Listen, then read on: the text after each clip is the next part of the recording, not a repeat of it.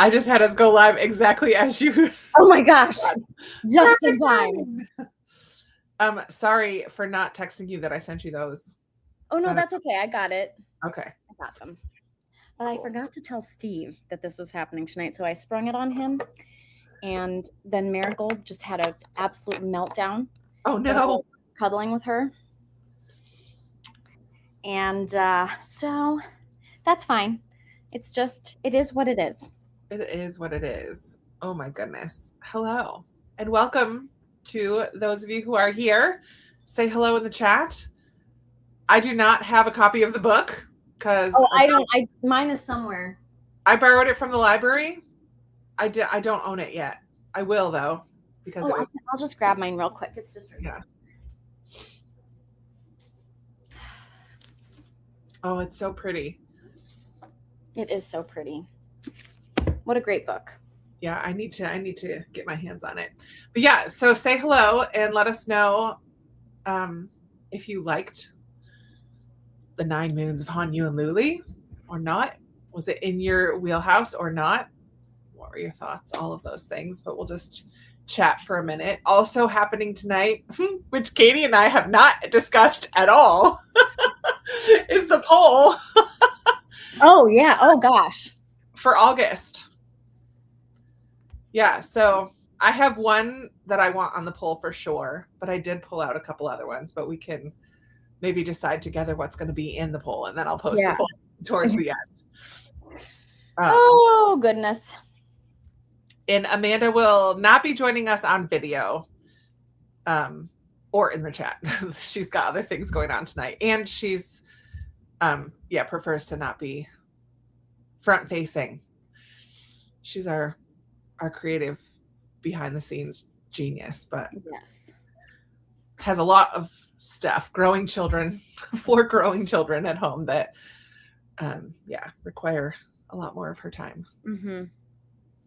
But all right, so Hanyu and Luli, I guess we'll give it maybe another minute or two because I started late. But how's everybody doing? Has anyone read any middle grade since March? That's what I want to know. I don't think I have. I haven't either. Oh no, I did. Last month I read something. I don't remember now what it was. No, did I? No, I don't think. Maybe I didn't. Not last. I'd like to pick up Across So Many Seas by Ruth Behar.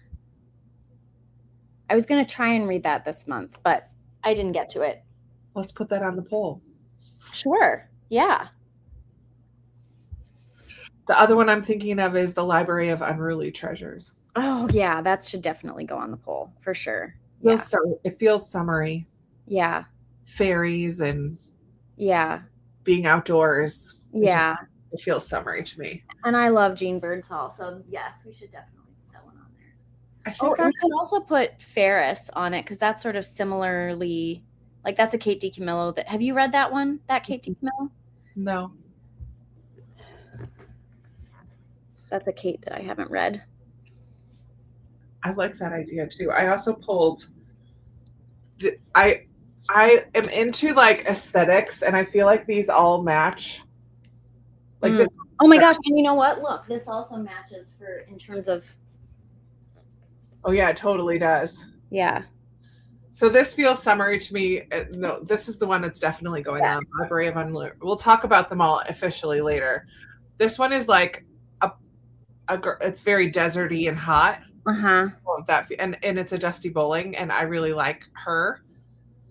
I haven't read other than Insignificant Events in the Life of Cactus, but then this is like a lighthouse and found family, and has a lot of disability rep in it. Yeah, it smells like summer to me too. Water, although it's a little darker, so maybe not. Maybe these two and the Ruth Behar one. Yeah. Okay. Well, we'll talk about that later. Say hello if you're here. Again, there's 23 of you. Welcome. Let us know what you thought of Hanyu and Luli, and if you've read any good middle grade lately. I think I had options for ones to put on my TBR, and I just didn't. So, yeah, I will read some more. because we both read this in March, right? Did you read this one? So it's been a while that it's not super fresh in my head, but I know I did not reread it because I felt like I just read it a month and a half ago. I mean, I loved it, so I feel like I will remember it well enough to talk about, but yeah. All right, let's say some hellos. Hello, Kim. Hi, Kat. Excited to talk about 9 Moons. Loved it. Hello. Hi, Jen. Can't wait to hear everyone's thoughts. Kathy is here. Hello, hello. Anne. Loved the book. 5 stars for Jen. Libby happened to get on YouTube for a little scroll. Yay. Yeah, sorry for not posting it sooner than today, but life. 4 stars for Kathy. 4 stars for Agatha. Read it during middle grade March and loved it. Reading Ash Garden now. Nice. That is the 3rd. Yeah. Finishing up a series. Awesome. That's great. I know. I would like to own a copy of this one for sure. Judy liked it. Last Book Wanderer. That counts. Safe Harbor. Oh, by Padma Van Katraman. Just here on the sidelines. Welcome. 5 stars for Andy. I generally do too, but I just haven't in the last couple months. I usually read middle grade as like a palate cleanser, and I just haven't. Yeah. I think just because I read so much of it in March, I usually do take a little bit of a break afterwards, but then I'm ready to like get back into some. Enola Holmes, fun. And City Spies. Awesome, Agatha. I'm glad I bought the book. Happy to have it in my collection. I love it. Angela loved it. Fun. Got a little crazy in our neck of the woods. Awesome. Katie, do you remember what you rated it? I'm pretty sure I rated it 5 stars. Yeah, so did I. I just remember really being impressed. I mean, I love Karina Yan Glaser. I've read all, I don't know if everything she's written, but I read all the Vanderbeekers books, and I read her book about homelessness. What was that one called? I can never remember the name of it. Yeah. But I've read all of her. I loved the first Vanderbeekers, and I think either the second and the third, or just the second, and I want to keep going with them. I loved the first one so much, but I just haven't gotten around to reading the rest of that series yet. A Duet for Home. Thank you. Duet for Home. Yeah, that's right. Yeah. Duet for Home. Yeah, she's a great author. I know. I love sibling group middle grade that feature a sibling group. So the Vanderbeekers is right up my alley. Mm-hmm. It's reminiscent of the Penderwicks, but set in an urban setting. But the love that the siblings have for each other is really special. And it doesn't cover as many years. Like Penderwicks. Yeah, it spans so many years. A lot of years. Where the Vanderbeekers is a much more condensed timeline over the course of the series. Yeah. But they're lovely. Oh my gosh. And the last one, I was bawling. Oh my word, it's so good. Oh my gosh, that makes me, yes, Libby, I should read them with my kids. Right now I'm reading with you know what? I should have said this. I'm reading aloud to my kids right now, A Place to Hang the Moon. Oh, that's so good too. Yeah. It would be a fun read aloud, I think. Because there's, each of the kids are so distinct in the family, like different personalities. I feel like your kids are pretty similar to that. Like the love they have for each other and respect they show each other. And I mean, they fight and argue and stuff too, like siblings do, but love the timeline, which connected the story as their ancestor. Yeah, definitely. Awesome. All right, let's dive into Hanyu and Luli. Sounds like everyone who's here really liked it. Do you guys like dual timeline books? And even if you do, like, did you have one timeline in this one that you liked more than the other? Because that's often the case when there's 2 POVs or 2 timelines. Oftentimes the reader will like one more than the other. I was trying to remember for myself personally, but I know I liked both of them. I think I just found the past timeline really interesting. So I read that time period, so yeah, I thought that was cool. With a little bit of the magical, like the tiger yeah. and his connection with animals. Like I thought that was I really liked that. I liked them both, but I did, if I had to pick one, I think I liked the past timeline a little better. Yeah, I usually feel like I prefer, I don't always love dual timelines because I usually prefer one timeline over the other, and I wish that most of the time I wish that the author would have just stuck with one of the timelines. Yeah. I did not feel that with this one. This one I really liked both the timelines, and I think maybe it's because both timelines were historical. Yeah. So that could have been part of it. Yeah. But yeah, if I had to choose one, I probably would choose the Silk Road, just because I've never read a book. Yeah. That is where it's set on the Silk Road, and I thought, or in ancient China, and yeah. So I thought that was really fun and unique, and I really enjoyed that. So if I had to choose, I had to look up when what actually was, because I knew it was like ancient China. It was like 731. Yeah. Does it say 731? I don't know. Yeah. My cheat sheet tells me China 731. Yeah. And then 1930s as well. 31. Yeah. Yeah. Oh, the book smells good. It worked well in this. I enjoyed both, but probably Hanyu more than Luli. I really enjoy it. I have thunder happening outside right now. I'm jealous. I love a thunderstorm. Me too. I really loved how the timelines had similarities and how they intersected. Yes, let's talk about that. And like, what similarities did you see between them? Or, I mean, differences, obviously timing of them, but and they were connected because of the silk. But you liked Hanyu's better.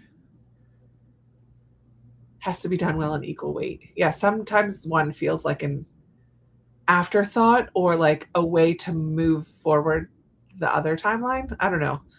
I like the timelines when they're truly interwoven. Like you couldn't tell the story without both of them. Like I feel like Kate Morton does that really well too. Yeah. Hard to say. Yeah. Just taught it to my freshman.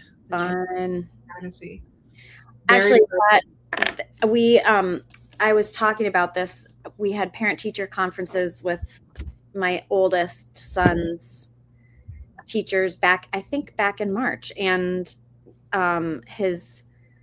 somehow this book came up when we were talking with his social studies teacher, and she was like, "Oh, I teach the Silk Road. I should definitely read this book." Yeah. Yeah, you should. That's fun. Very cool. Ruby likes dual timelines. These stories were engaging, work together to show the way throughout time families overcome the same struggles. Animals had a role in both parts, both on journeys and trying to help their families. Sorry, my dad is calling. That's okay. Oh my gosh. How do I just...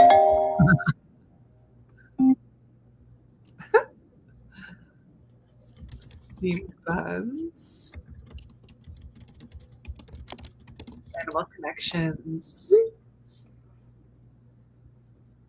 Kind of reminded me of Echo. Oh, that's cool.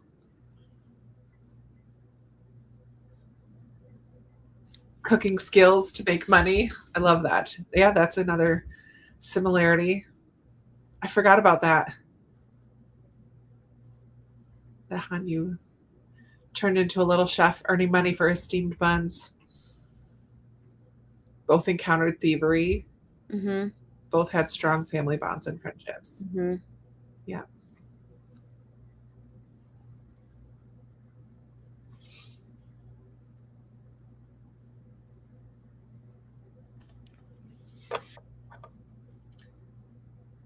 Did you like? I remember wondering how these two storylines were going to connect, because there wasn't, other than similar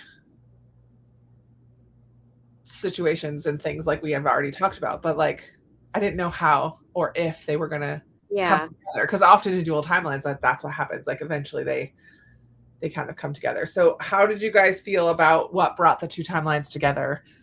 Why do you think she chose art, a piece of art, as a way to connect them? And yeah, what did you think about that? I don't have good wording for questions like Katie does. Sorry. Yeah.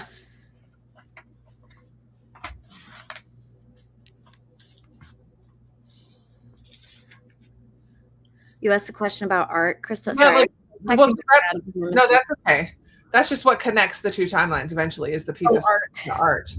Yeah. And I thought it was cool that is what, number one, in the, I always think of it as more present day, but in the 1930s storyline, art is what helps Luli connect with her classmates. Yeah. Which I thought was really cool. When they go, I mean, the trip to the museum, and her bringing them to her museum, but they got very interested in all of the Chinese art. And the museum, they didn't want the normal tour. They're like, nah, take us to like, they got the cool tour. I thought that art was a big part of this story. And I think that's cool for kids to read about, and maybe spark a little interest in their own minds too as they're reading it.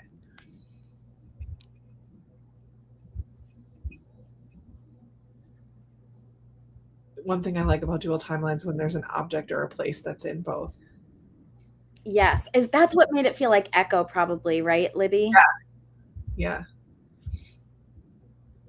Yeah, the cultural history was super important in here. That's how I read it. Yeah. That's the guy who lives downstairs. Yeah, Sam? Her friend, right? Sam's her friend. Yeah. He definitely did have to deal with a lot of stuff on his journey. They each did in their own way. I mean, Hanyu's was more life-threatening, maybe. Dealing with thieves and the elements. Yeah, there was the thief. I think someone already mentioned this too, but there was the thieving in the museum, the shop, because they knew they knew that art piece existed. Right. I don't know how they figure that out. It's been long enough that those details I don't remember those details. Liked the silk connection, but did see it coming. Yeah, once they started talking about the artifacts, I knew that there was going to be some connection there to it. Yeah. But that's okay. It's okay that we figured that out as adults reading a middle grade book. I feel like that's okay. Thought it was very powerful and really showed traditions and foods that started in ancient times and continued through history. Yeah. Like the steamed buns were in both. I mean, and that's 1,000 years apart. Right? Like amazing that food has carried through. Yeah, that's super cool. Both timelines hit me in the feels. My eyes leaked a few times. I absolutely loved Hanyu and Luli, even though they felt defeated at times. They kept going for their loved ones. Yeah, their love for family was very strong throughout, and I love that. Which feels like a very Karina Yan Glaser, like through line. Yeah.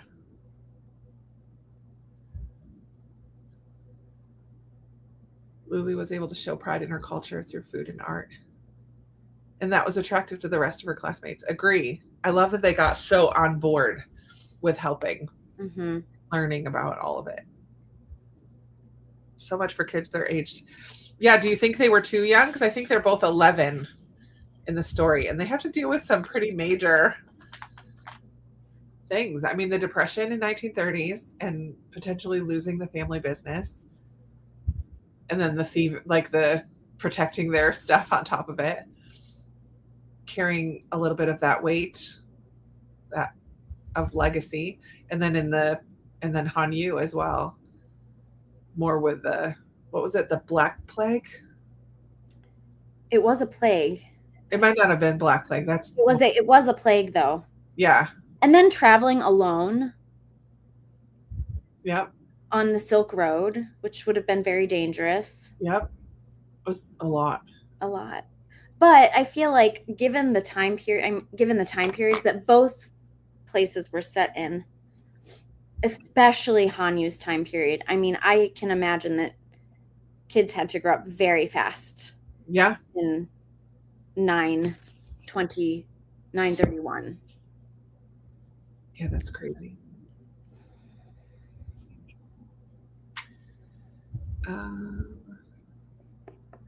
Also, I feel like I looked up at some point what plague it would have been, and I don't remember. I think Jen, who just taught it, said it was a Black Plague. It wasn't said, but implied. That's what I thought too, but I don't remember. They both had to go out of their comfort zones, for sure. Luli sold her buns outside of her neighborhood.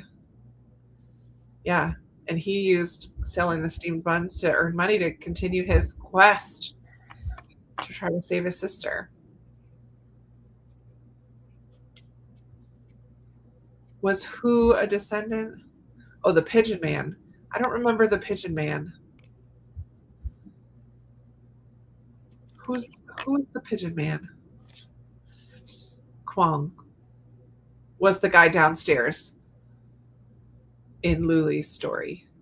Yes, that's what we understand too, Kat, I think. Yeah, I agree, Kathy. I don't remember the author's note. I listened to it. I'm pretty sure there was an author's note at the end, but I don't remember. Love the friendship theme. No, I'm doing research about the plague because I want to know more. Oh, this is why I want the book, because I listened to it on audio, even though I had the book checked out from the library. I didn't realize that there was illustrations and maps in it. Oh my gosh, what was there? Completely missed it. Oh no, yes, there are. Here we go. Oh, how cool.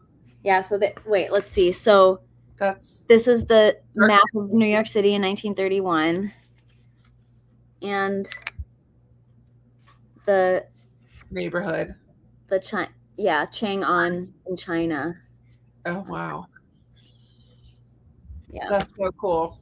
I should have known because she has maps in the Vanderbeekers too. Oh, and then here's the Silk Routes. Oh, cool. The Tang Dynasty. That's really cool. Yeah. Just amazing. Oh my gosh, every time I open up this book, it just the amazing smell just wafts toward me. I love how much you love the smell of books. As for minor characters, Agatha liked Dufu from the Hanyu's storyline. Yeah, I really appreciated him as well as a older. I don't know how old he was. Did it ever say? Clear. He seemed like a young man. Yeah, but like kind of buddying up with Hanyu. Mm-hmm. But then like learning from him and challenging him and sticking with him through all of it and helping to protect him at times. Yeah, protecting him. Yeah, I really liked Dufu as well. Yeah, I really liked Dufu also. And I love that Dufu was a real historical figure too. I thought that was a neat way to bring in like actual history. Yes. Yeah, that's cool. what other side or minor characters did you guys like? I loved the teacher in Luli's story and the museum guy recognizing that this group of kids is interested in something a little different and not just doing his normal routine, but kind of being flexible. I always love seeing adults being kind to adults to children. Yeah. Oh yeah, this is who the pigeon man. The pigeons. As you're saying it, I'm remembering. That's right. Right. Yeah. To help. Yeah. Protect. Yeah. I'm like, yeah, that's it. Both were spread across the Silk routes. Oh, are you talking about Black Plague and tuberculosis? Is that what you're talking about, Jen? I think so. Oh, was the tiger real? What do you think? I thought so. I sort of read it as real. I also know that there's a lot of folklore. I know more Korea because I remember. Yes, the night tiger. Then there's another one too. A children's one, When You Trap a Tiger. Yeah. But that's more Korea. So I don't know in Chinese folklore if a tiger is significant. Let's find out. Let's find out if they are. Or just animals in general. I mean, because he did connect with animals beyond just the tiger that was representing like a protection thing. Because remember the camels? He didn't have to keep them tied up. They just stayed with him. And a couple other situations, I think, with animals too, that he just had a way. Yeah. With animals. So the answer is yes. Tigers are immensely significant in Chinese folklore. They're revered as the king of all beasts, and they symbolize bravery, power, and protection. In traditional culture, the tiger's natural forehead markings resemble the Chinese character for king, which is like, it looks like a straight line with three lines, solidifying their status as ultimate earthly rulers of animals. And then there's a whole bunch of other stuff. That would make sense then that other people, when they saw the tiger kind of behind or with Hanyu. Yeah. I think it was always kind of in the distance, right? Like it was never really, like he wasn't cuddling up with a tiger, but people would see a tiger near him. Yes. And it says the tiger is believed to possess enough power to ward off household disasters like fire, thieves, and evil spirits, because the word for tiger,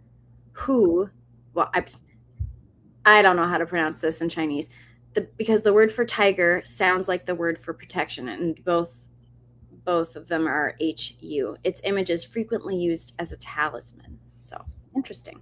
Yeah. Apparently there's more illustrations, 283, and throughout the chapters.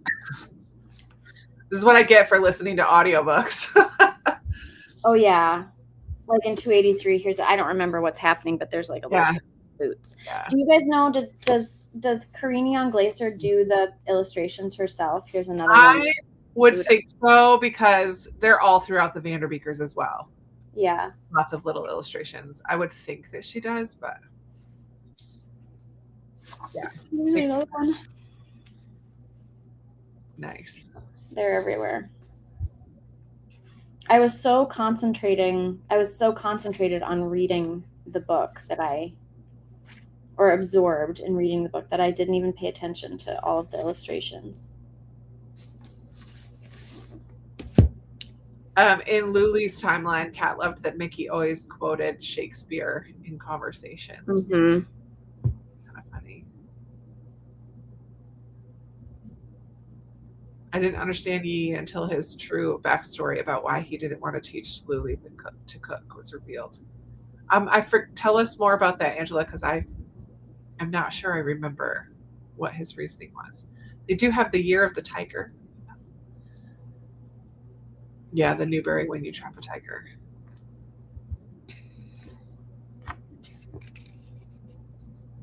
Have you read that one yet, Krista?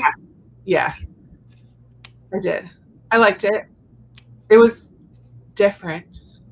That's how I felt when I read The Night Tiger, which Oh yeah, I read that too. Also, it was very different. Yeah. Yeah. Most of the side characters great. This author has such a great way of writing kindness into her stories. Yes, she does. Yeah. You'll find that in the Vanderbeekers. You'll find that in A Duet for Home, like people who live in the house with the Vanderbeekers and other side characters. Just super kind, which I love. Mm-hmm. Me too. We get a lot of middle grade books where just all the adults are the worst. So it's nice to have some middle grade books out there where they're more real and also more kind. Mm-hmm. I keep finding the shop tortoise an adorable addition. In Luli's storyline, she did. Oh, I had forgotten that cat. Which just is so perfect for Hanyu, right? Because he did show so much bravery. Yes. In even taking the role of delivering the stuff in the first place, let alone anything he had along the way. Yeah. But just deciding, okay, well, my family needs this, and Dad was going to do it, and now he can't, so I'm going to do it. And yes, I'm going to go. Yeah, like just deciding to do it in the first place. So brave. And then not letting any of the setbacks, even at the very beginning, stop him. Yeah. Yeah. I felt so bad for him when he was duped out of his money because he was focused. He was so focused and so lovingly, like wanted to find this medicine for his sister. Yes. So I was so mad. Yes. But that's perfect because he was 11, right? So he didn't have the wisdom or experience of age to know that this guy was a fraud. He was a kid and he was so like eager to get this medicine for his sister that he just felt it. Oh, I was so sad. Yeah. But I felt it was very age appropriate. Yeah. That he fell for it. Yeah. I love seeing kindness. Yeah, same, Leanne. Never would have picked this book up if it wasn't for this book club, and you loved it so much. I love that. I do too. I love it. Just that's what we want. Absolutely. When the tiger sneezed, it caused a blossom to land on Hanyu's forehead. It felt at this point the tiger became Hanyu's spirit animal and protector. It's possible. Or it could be just the legend like being added as part of the legend. Because when you have a story from that long ago, mm-hmm. I don't know, it has a legend kind of a feel to it. I wanted to hug him. I know, me too. He was so sad. Yee's daughter's clothes caught fire on the stove. Oh, that's right. Yeah, the cook from Luli's time who wouldn't teach her how to cook because his daughter had experienced that. That's right. Yeah, I liked the folklore feel of the past timeline too. Me too. It still felt like historical fiction, but there was enough I don't know, the folklore made it, there was just like a touch of magic. I liked it. Well, it felt like you were reading a fairy tale or like kind of a quest. A legend. Yeah. The legend of Hanyu and the tiger. Yeah. Like Aesop's fable. It's like a fable. Oh, she died. Okay, she died from the burns. Talking to another mom in the store about middle grade March, the book club, and awesome picks. I wouldn't have picked this up without the book club either. Yay. I love that. And I love that you were at a McKay's. What's McKay's? Is that just it's a huge warehouse of used books. That's fabulous. Yeah. Loved the camels. What do you guys think about the title? I always try to think about, I mean, this one is a little more not as straightforward, the 9 moons of Hanyu and Luli. So referring maybe to cycles of the moon or kind of the rhythm of the stories, or like, I don't know, how things that's interesting. happen in the past, cycle back around in a different way, but still, because we've already talked about so many similarities between the two. But what do you guys think about the title? Did you like the title? How do you think why do you think that's the title? Did it mean anything to you? Or what does it mean to you? Yeah, I love it. Oh, you were in the Chattanooga one. That's funny. The title was clever. Yeah. After enough time passes, most stories start to take on legend. Yeah.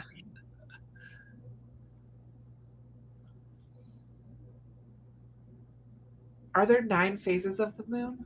Oh, okay. The 9 moons refers to the approximate 9-month. So it's a 9-month time span it takes each protagonist to undergo their epic parallel adventures. So apparently it takes place over the course of 9 months. Didn't even pick up on that. Me either. Did you just Google why is that called 9 moons? I did. I did. That's awesome. I love that Luli and Sam see Hanyu in the scroll. Yeah. At the Met, not realizing their connection to him. That's cool. Although Sam feels that they're connected. Okay. Here we go, even more. The 9-month period functions as a symbolic gestation period because it takes 9 months for, a baby to be born. So, and this is their growth over the course of 9 months. Yeah. Yeah, interesting. Very interesting. Then the moon's lined up with the older timeline. Sleeping under the same moon, elements throughout the timeline. The link across time. Mm-hmm. Yep. Time he had to make the trip. Yeah. Yep. I mean, you guys all picked it. You guys are so smart. I didn't. You guys are so smart. Look at you. I give you all English degrees. Says the English major who didn't pick up on the fact that it took place over a 9-month period. Yeah. I love it. I didn't either. And I also was an English major, so.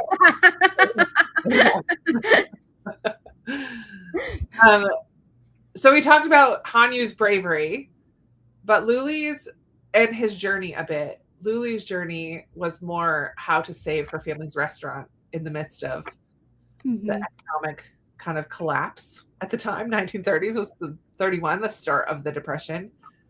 I think it even mentions what's that day? Like, oh man. Like Black Tuesday. Isn't that the day the banks kind of... Well, that happened in 1929. The banks stuff happened in 1929. But it was sort of a gradual... Yeah. Like, we think of the crash as being like... Yeah. Like this, and then everything went crazy. But it actually was more gradual. A little bit. Right. So yeah, the run on the bank... There might have been a big run on the banks, like Black Tuesday or whatever it was called in 1931. Because I do remember something like that being mentioned.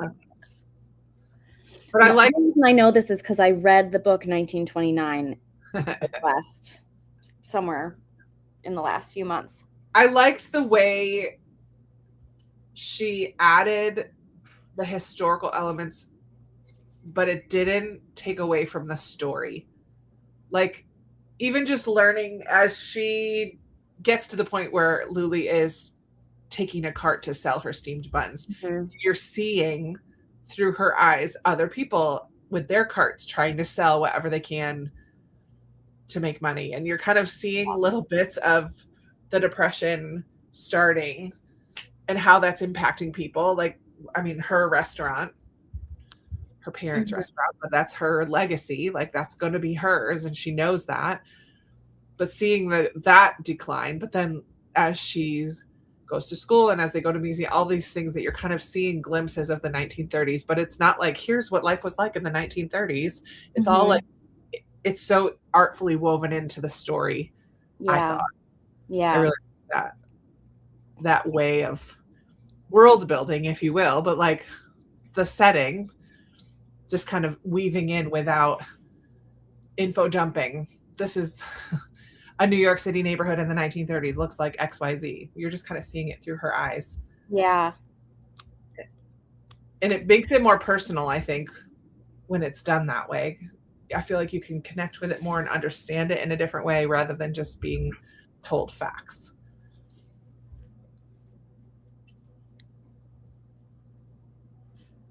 There's no question attached to that. I was just thinking about it. Oh, in her author's note, she explains why she never calls it that. That's cool. Oh, really? I don't remember that. I don't either. I really should have reread the book.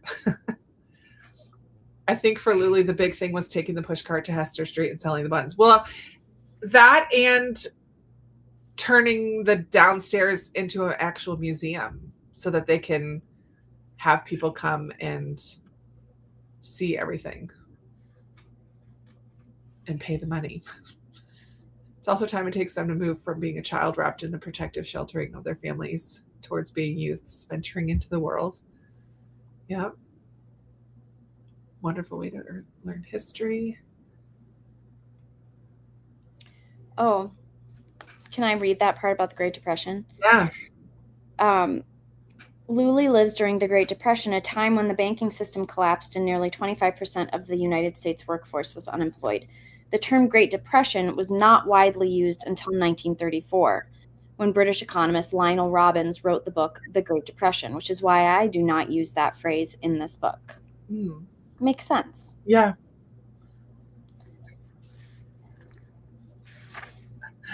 Kat looked it up too.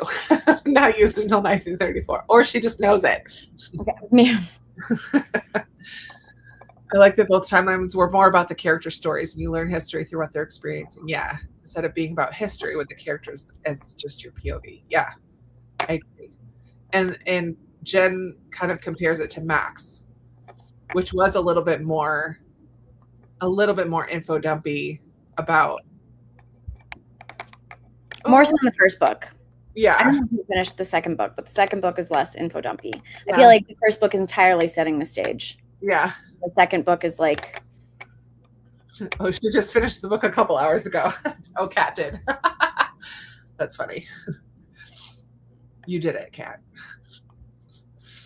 Too funny. Did you have any questions for this one, Katie? I feel like you covered. You were on top of it. Your questions were great. I don't know that I have more questions. I could probably come up with some here in a minute if I think about it here. I should have prepared more questions. Let me see.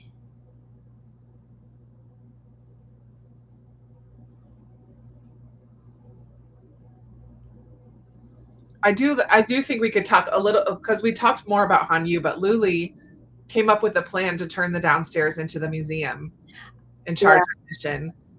And none of the adults around her came up with that idea. So kind of like, what does that show about her character and who she is?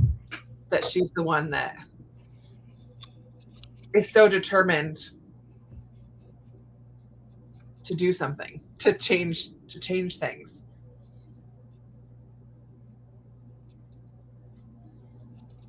It's fresh in my brain.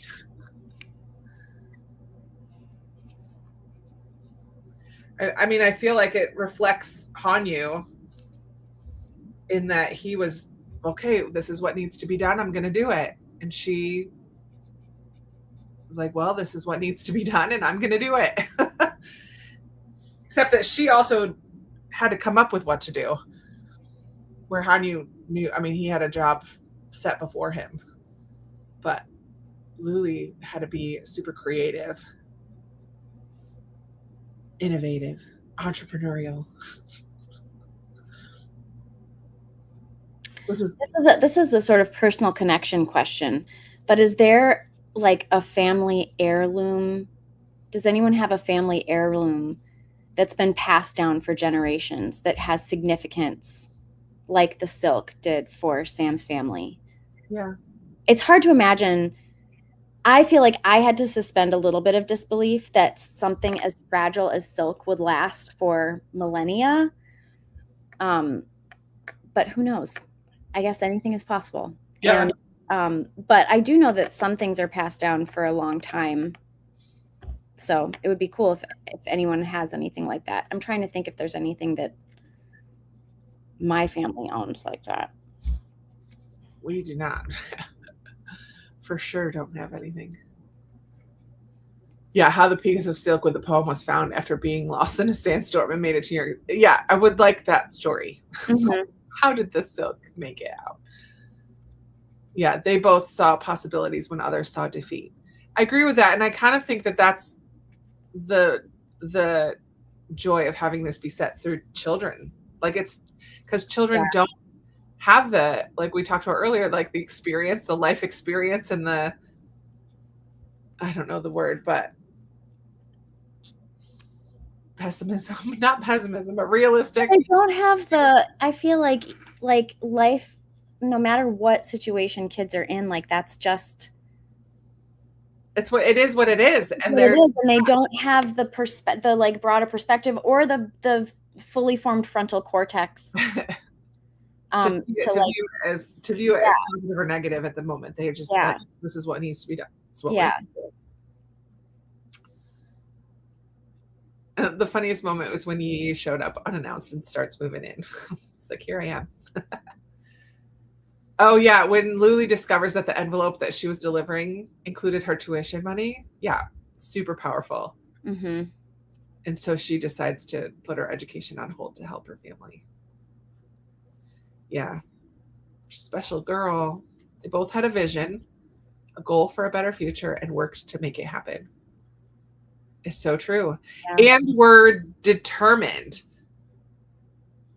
But they worked to make it happen, but they were like not gonna let anything stop them. Yeah. And they both made sacrifices in order to work towards that. Yeah. I have a sewing machine that's been passed down for generations. Wow. Each girls has been taught to sew. That's cool. That is cool. The tiger brought the silk to Hanyu. Okay, there you go. It was your great aunts. That's so cool. That is so cool. I know it is cool to watch Antique Roadshow. Yeah, see all the heirlooms being passed down. Mm-hmm. Cool. Well, I'm so glad that you guys loved this book. And is there anyone here who was disappointed in it? I always love to hear dissenting voices. Yeah, it's okay. You could speak up. We will not ban you.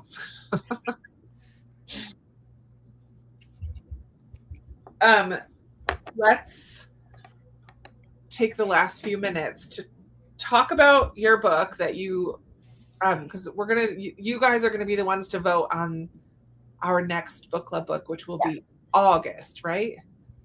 Yes. August will be our next one. So we'll set up a poll, but I want to talk about the 3 books before I do the poll. That is so cool. An old treadle machine. Oh, that's so cool. I have a really cool ring of my grandmother's, and that's cool. Yeah, and it's like a diamond filigree. Like, it's not like those kind of rings aren't made anymore. I think it might even be her mother's. Anyway, it's really old. So I do have that. That's pretty cool. And that will be passed down to my daughter. That's cool. All right, I want to just get where we can put a poll. Okay, so here are the 3 books that are available to be voted on. I'll do one, and then you do yours, and then I'll do the other. Okay. So first of all, we have Library of Unruly Treasures by Jean Birdsall. I mentioned earlier the Penderwicks, which is another. It's kind of funny that we just did Hanyu if this is the one that gets chosen, because it's a similar vein. Karina Yan Glaser, who wrote Hanyu and Luli, has a series about a sibling group, and so this is Jean Birdsall's newest, but she also has a series about a group of siblings, the Penderwicks. This one, however, is not related to that series at all. Should I just read the whole thing? Because I don't know if I could remember all of it. Yeah, go for it. So Gwen's parents are dreadful. Here we go with the awful parents. Truly, deeply, impressively dreadful. So Gwen's not upset when she's foisted onto her never-before-seen Uncle Matthew for 2 weeks. Oh, Matthew. Immediately, I go to Matthew Marilla. Yes, me too. Especially when it turns out he has a peculiar yet charming dog named Pumpkin. Things take a turn for the weird when Gwen makes a discovery in the local library, a discovery that involves tiny creatures with wings. And no, they're not birds. They're called Laducan, something. But why can only Gwen and the youngest children gathered for storytime see them? The Laducan insist that Gwen is destined to help them find a new home, but how can a girl as unwanted, uncourageous, and generally unheroic as Gwen possibly come to the rescue? Pumpkin, the dog, has a few ideas. So it just sounds like it's going to be like a little bit magical, a little cute, a little like girl finding her inner strength. So different from the Penderwicks. Yes. But I'm sure there will be some like similar Jean Birdsall. So one of the characteristics that I love about the Penderwicks is that it feels like it was written a long time ago. Feels like a classic. It feels like a classic. And the bookseller who sold me this said this also feels like a classic. Oh, I have that same kind of vibe. Yeah. Like it's current. I mean, it just came out last year, 2 years ago, but it has that feel of timelessness to it.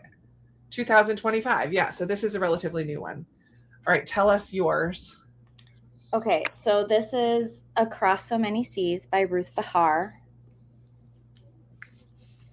A sweeping saga of, so this would be another quadruple timeline. A sweeping saga of 4 girls from different generations of a Jewish family. So we've got Spain, 1492. During the Spanish Inquisition, Benvenida's family is given 3 choices: convert from Judaism to Catholicism, leave the country, or be condemned to death. They choose to uproot themselves and journey across the sea to make a new start. And then there's Turkey, 1923. After the Turkish War of Independence, Reina is optimistic about women gaining more freedom. However, when her father ships her off to Cuba as punishment for a small act of disobedience, her future is completely altered. And then we've got Cuba in 1961. Allegra, Reina's daughter, is excited to be part of Castro's revolution, working as a brigadista, teaching country folks to read and write. However, Castro's crackdowns on business are making it increasingly hard for her family to survive in Cuba, and their days there are numbered. And then finally, we have Miami in 2003. Paloma, Allegra's daughter, is fascinated by all the journeys that had to happen before she could be born, and is grateful to live in a time and place where she feels free and safe. She's excited to learn more about her heritage on a trip to Spain with her parents and Abuela Reina, a trip that astounds them all when they make a momentous discovery. Though many years and many seas separate these girls, they are united by their love of life, the haunting beauty they find in sad Spanish songs, and in their desire to belong and to matter. I know someone who read this last month and absolutely loved it. It does sound like it's going to be really good. Yeah. And then I have another one that starts with across the desert. So across the seas or across the desert? Across the seas or across the desert. This one is going to be more contemporary. I feel like they're all different vibes, which is good, though. You guys can vote for what you're interested in. Yeah. So Jolene loves watching The Desert Aviator, a live stream of 12-year-old Addie Earhart flying her ultralight plane and exploring the desert. Jolene dreams of becoming an explorer like Addie and escaping her troubles at home, where she has to hide her mother's opioid addiction. And Addie finds a new friend through her chats with Jolene, her biggest and only fan. Then one day it all goes wrong. Addie's engine abruptly stops, and Jolene watches in helpless horror as the ultralight crashes and the video goes dark. Jolene knows that Addie won't survive it long in the extreme summer heat. No one to turn to for help, and armed with only a hand-drawn map and a stolen cell phone, it's up to Jolene to find a way to save the Desert Aviator. So she goes on an adventure to save, a young pilot in the desert. So that's going to be hot. So those are the three choices. Across the desert, Library of Unruly Treasures, and hold your book up, Katie. One more time. Put it right next. Put it on the, yeah. There we go. Those are the three choices. I will make the poll live. Where did it go? Okay. All right. The poll is now live. While you're voting, there was a few more comments here. Libby's family has a cradle that's like 150 years old that probably 50 babies slept in. That's cool. Wow.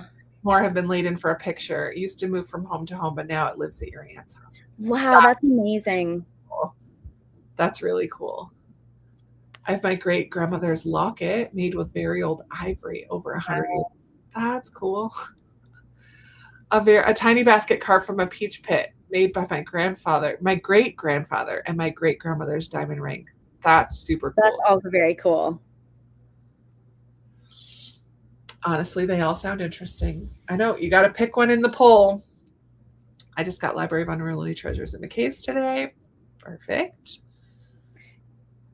All right, can we see the poll, or is that only something that they see on YouTube? It's on YouTube. Okay. Oh no, don't end it. I just want to see it.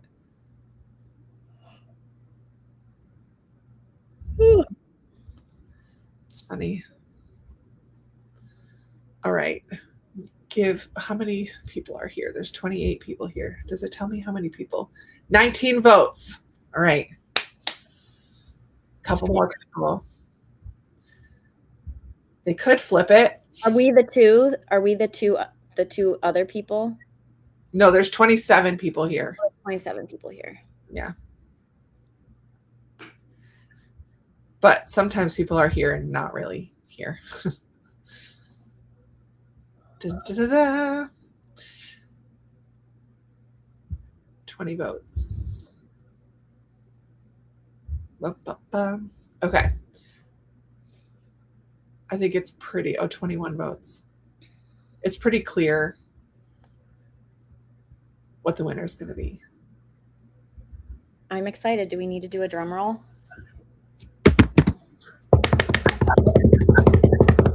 One of these two. It's this one. I had a feeling. Yeah. I ordered Across the Desert. Win or lose, I need to read it. I know, it sounds really good. Dusty Bowling wrote The Insignificant Events in the Life of a Cactus about a young girl born without arms, which I still need to read. I know I would like that one. It's so good. If you like a contemporary middle grade, it's just really, really good.